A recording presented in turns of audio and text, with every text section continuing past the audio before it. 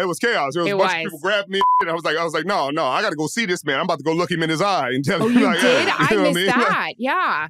I jogged over there and slapped him on the butt. I said, good game. Oh, yeah, like, that's right. You know what it was. You know what I mean? Better man won.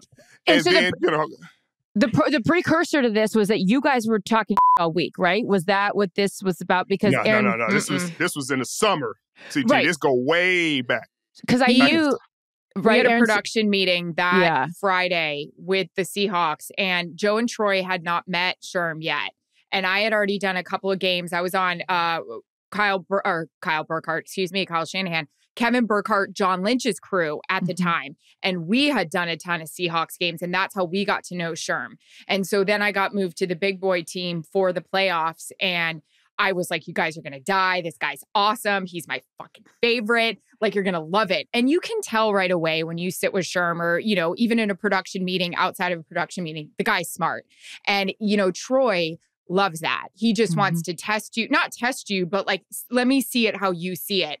And I remember they just started asking you about Crabtree, and you were so honest. And it was one of those, I had my laptop, we're all taking notes. And it was one of those where you don't hear, well, you do, but when you do, you're like, not often are people that honest. He was just honest, and we all laughed, it's a gift and we and a were curse, like, CT, as you see. Stop. It's great. Takes one to know one. And that's also why you're the best teammate, though, now on Thursday Night Football, of course, and we'll get into all that in a minute. But that's what you want. You want that as a reporter. You want that as an interviewer. You want that as a teammate, because you know what you're going to get in that situation. Okay, so all that's going down. And Erin, what's happening in your world at this moment?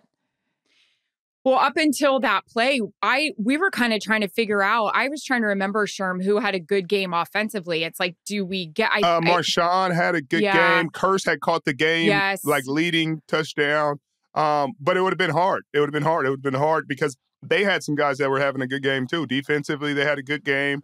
They were feeling good. I was just trying to remember the questions, and I was like, all right. But then obviously, like, Sherm's play happens, and it was like, I'm going. Like, we're live, we're going. They're going to take it, we're going. And as he said, I just remember craziness. What I remember, and I've seen it on films, which is cool, you do the Deportes interview first. Yes. Yeah. And I just stood there. What I did was I stood, and I was so thankful. I have goosebumps right now because I love you so much. But I was so grateful that we had that relationship because I found you. I just went right to you. I didn't even look to see if PR was there. I saw you do Deportes, and in my mind, we weren't live yet. And once Joe threw to me, no offense to that guy, I was going to Sherm his ass and push him and be like, all right, we're live. Because like, no offense, we're ready. And I actually think I held on to your back to like keep hold of you to be like, I'm here. I did that to Matthew after the NFC Championship last year. I'm just like, I'm just going to stay with you and follow you when it's live. I'm going to make you do this. So that's what I remember. Right. And so, I did Deportes. And so we had a relationship too, he and I. Yeah. And, what I mean? He just, we go way back. And so. He's great. And so he had just came up first. And so, As he nobody, nobody said anything. And so he's trying to translate and do his thing. And I'm trying to give him the interview. I'm like, and then you come up and I'm like, yeah, what are we doing? And I give you a hug, and I didn't realize. So hard. I hit my chin on your so much shoulder. Yes, I nailed my chin, and I went, oh my God, because I was so excited for you. And I had known all the smack talk that had happened, and you made the play, and I was like, oh my God, yes. Oh, man, you would have been in concussion protocol nowadays. Not this girl. I could handle it.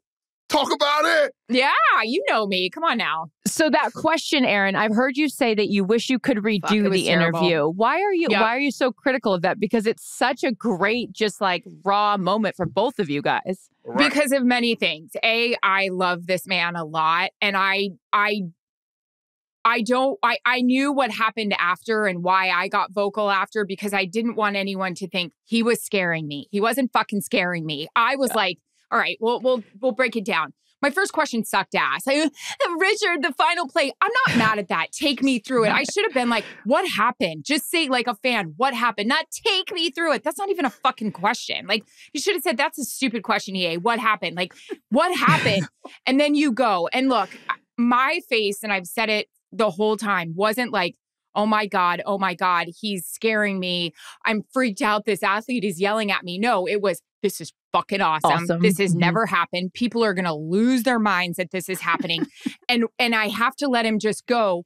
But I was thinking at that time, has he said Crabtree? Because I know it's Crabtree. Joe and Troy know it's Crabtree, but I don't want people to think he's screaming about me. Don't you ever talk about me again. I know he's not saying that. But what I should have fucking done is not turned into the excited sports fan that I was and been like, who is talking about you? Just be like, who are you talking about?